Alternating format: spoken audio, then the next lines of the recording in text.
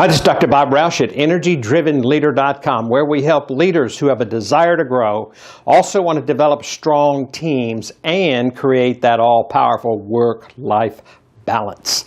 I've been asking my subscribers to send me questions, and I would be very happy to answer a question concerning work or home, or I'll find the answer if you just send those questions to drbob at EnergyDrivenLeader.com.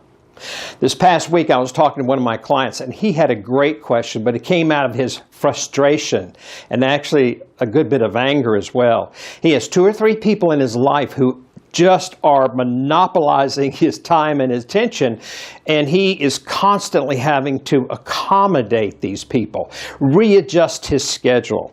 And as we talked about that, one of the things that I realized about him is he was the gentleman who some months ago said to me, if I'm going to err in any direction, I want to err in the direction of either giving too much or also pleasing people. And that is a great concept and one I agree with. However, if you accommodate with people who don't want to grow, you will be constantly adjusting and they will not.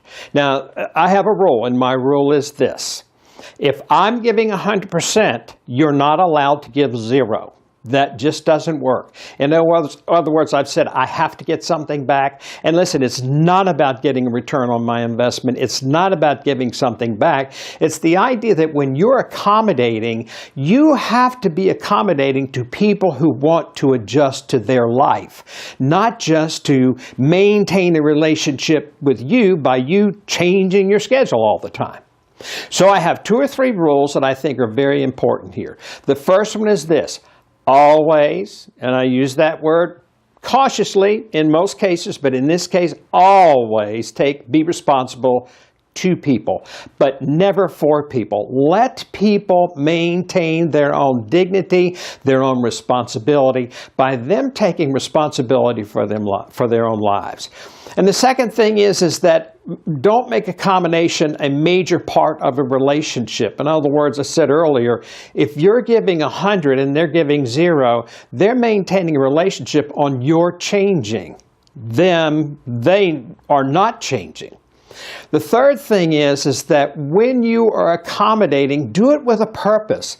So if you accommodate with an individual, do it with the purpose of this is going to help this person grow or develop in their own lives. And the last thing is, if you're breaking away from accommodating relationship, don't do it in a nice, well, you can be nice about it, but do it very direct. And direct means I will not do that. That is not what I want to do. When you do that, you don't beat around the bush with the individual. Now, I truly believe that the best help that we can give an individual is not to take their problems away from them, but to help them discover their best energy in order to solve their own problems.